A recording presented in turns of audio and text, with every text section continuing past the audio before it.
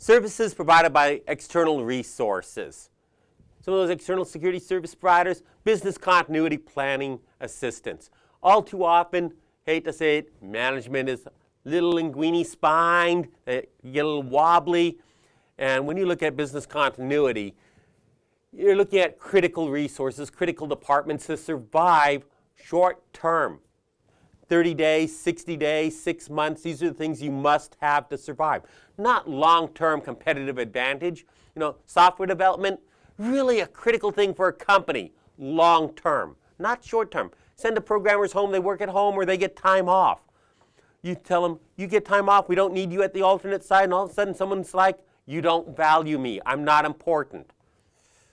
No, you're important. You're just not important for the next 30 days because we're drowning and we need to somehow stay afloat. We need you to build the raft or the big boat for later so we can hold a party. We don't need you to keep afloat. But we're not going to have the big boat and we're going to die eventually and drown without you. But it gets very political, so sometimes external providers brought in to say what management is unwilling to say.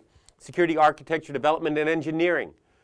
We may not have the skills within our organization to say, how do we architect a security solution, one that's integrated, instead of looking at all types of third-party solutions and hoping they all work together. We need to integrate them together at the beginning. Consulting services define items such as security roles and responsibilities. Some very big companies out there that do this, HP, IBM, let's see, EDS, I forget who bought EDS, another big company. Provide consulting services will help define these roles, help define what's the responsibilities. Because quite often companies started out small, they grew, and the roles never got properly defined. And by the time you need to, people are saying, that's my role, that's not my role, and it's hard. Someone else coming in, they take a neutral stance and they say, this is what we see, this role belongs to that title. Development and documentation of control activities. Some of the controls are difficult to implement. You don't have the skill set. You bring in people with greater skill. You may have some good programmers, but they're not skilled in the language to interface with that database. Physical security, such as securing the perimeter of the organizational properties, such as putting in a man trap, a revolving door, turnstile type that can lock in place, trapping an intruder, putting in physical security, alarm systems. I'm not fond of running cabling for the alarms and setting up things. I contract that out. It's too much of a nightmare. Someone else is better at it. Leverage their skills. Personnel screening services. A lot of companies, instead of hiring someone, will go through an agency to hire for them, usually with some like a 3 to 6 month contract with the potential of going permanent. They let someone else do the screening and then bring them in temporarily.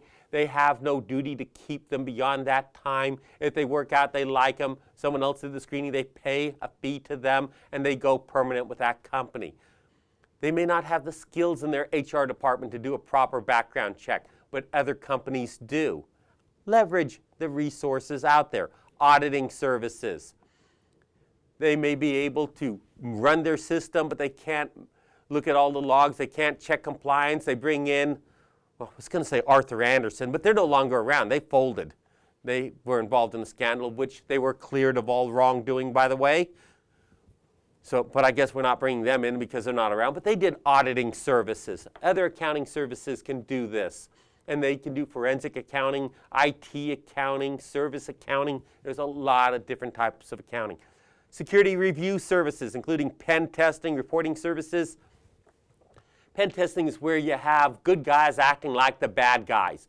Can I break into your network? Can I social engineer your people? Can I steal your data? Can I physically break in?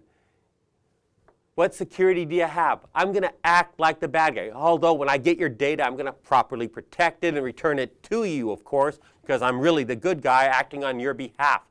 I'm not going to do anything that causes actual harm to you. I'm the good guy. But if you can withstand my attack, you can probably withstand the attack of someone from the outside.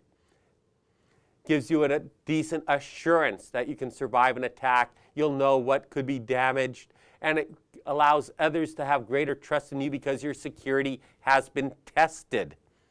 Incident response services such as forensic investigation, recovery services. Something happens. Do you really know what's needed to examine evidence? Watching a few episodes of CSI is not going to do it. As much fun as the show is, I've got to tell you, they've got a lot of things wrong. Doesn't match. Chain of custody I've seen broken. Tests they do that they can do in 5 minutes that actually take about 20 to 24 hours to culture and work. It doesn't work like it does on TV. You got to have real experts. In some states like Nevada, a person doing a forensic investigation has to be a licensed private investigator. You just can't have someone do it. Also, the skill set is extreme. If you look at evidence in the wrong way, you touch something, you're examining files, you're altering the evidence, now inadmissible. You've got to examine it in a forensically sound manner.